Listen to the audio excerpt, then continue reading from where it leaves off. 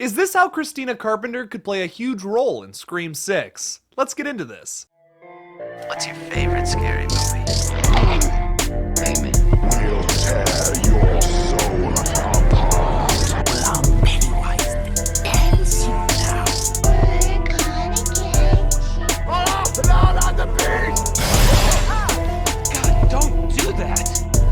But sometimes death is better.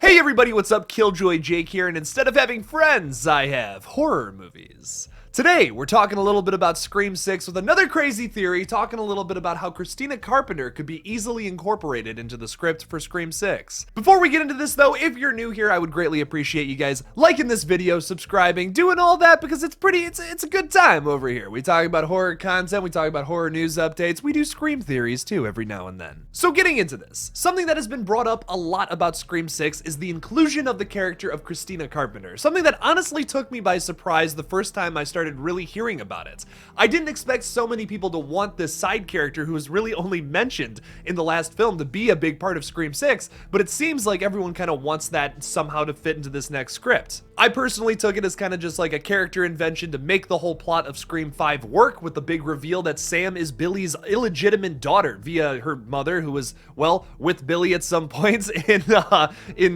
event during the events of Scream 96, and probably had her at maybe a year later, something along those lines. Interestingly enough, speaking of Billy Loomis, in that original Scream film, something I noticed for the first time is there's this really quick shot at the video store where you see Billy hitting on other girls, which, wow, you can take that in so many different directions. It's no wonder they decided to make an illegitimate daughter character for Billy Loomis, considering how much he was sleeping around and how much he was just kind of a jerk to Sidney Prescott. I mean, it's all there, you know what I mean? It's all there in that original film. It's really interesting when you go back and you can watch a film a million times and then you still catch things on your millionth watching. Like, it's crazy. It's crazy how you can still catch things like that. Now, a way that they could naturally bring Christina Carpenter into the story is to somehow make this character want to have a relationship with her daughters maybe at some point in this film, and something I talked about very specifically about this character.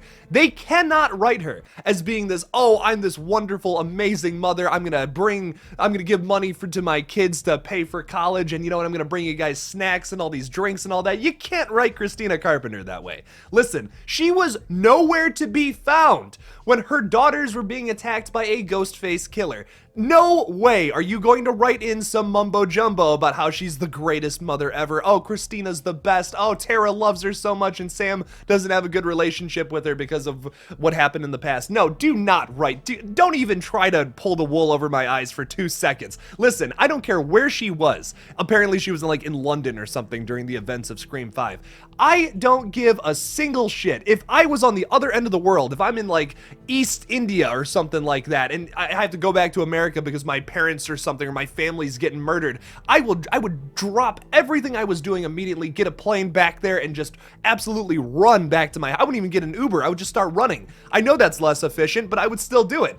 Sorry, not buying it if they decide to make Christina Carpenter some good character in this next film. But could they weaponize this idea to possibly make her a red herring in this next film? There's a few things that people are really concerned about with this next Scream film, that it might be too close to Scream 2 and might just modernize that same story. No one really wants to see that, honestly. I especially do not, because it would just be the same thing but modern. That's a lot of the remakes from the thousands and early 2010s basically took that approach, and not a whole lot of those aged very well. Nightmare on Elm Street 2010, Carrie 2013, I can go on. Something that they can do though to subvert audiences' expectations is to weaponize this idea of a parent character possibly being a ghost-faced killer in the next film, because everyone's looking and viewing at Scream 6 like it's Radio Silence's Scream 2. So how can they subvert audiences' expectations with a very easy trick like this? Well, easy. Introduce a parent character or a relative character in this next film and make them a massive red herring.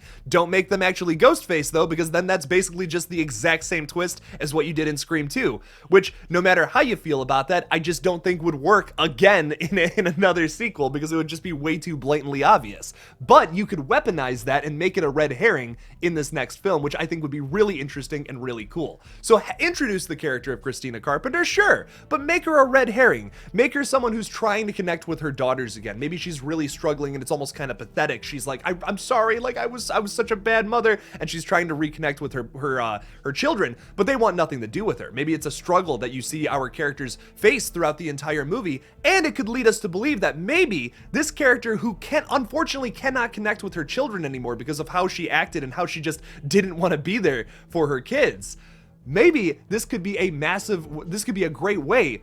Maybe this could be a perfect setup for a killer origin story, but then of course doesn't go anywhere. It could be like something that all the characters start thinking. It's like, oh, her mother keeps creeping around town. That's kind of weird. Maybe she's killing all of her friends to try to get closer to her children. Something along those lines. That could be a really cool red herring idea, but don't actually take that route because, like I said, way too close to Mrs. Loomis. Even if you go that different motive route, like what I just suggested about, like, oh, maybe she's trying to kill all of Tara's friends to get closer to her. Like, yeah, I could see that being a Scream movie, honestly, but once again, there's just too many connections to that Scream to Scream 2 that I feel like there's no way people could get over that. There's no way people could unsee those connections. It's way too close to Scream 2. You cannot make a relative character to either the Carpenter sisters, to the Loomis family, to Richie's mother popping in. Richie's mother! You know what I mean? We don't want to see that. We don't want to see modernized Scream 2. But you can weaponize that and make it a useful red herring that could really subvert audiences' like direction of who they think the killer is.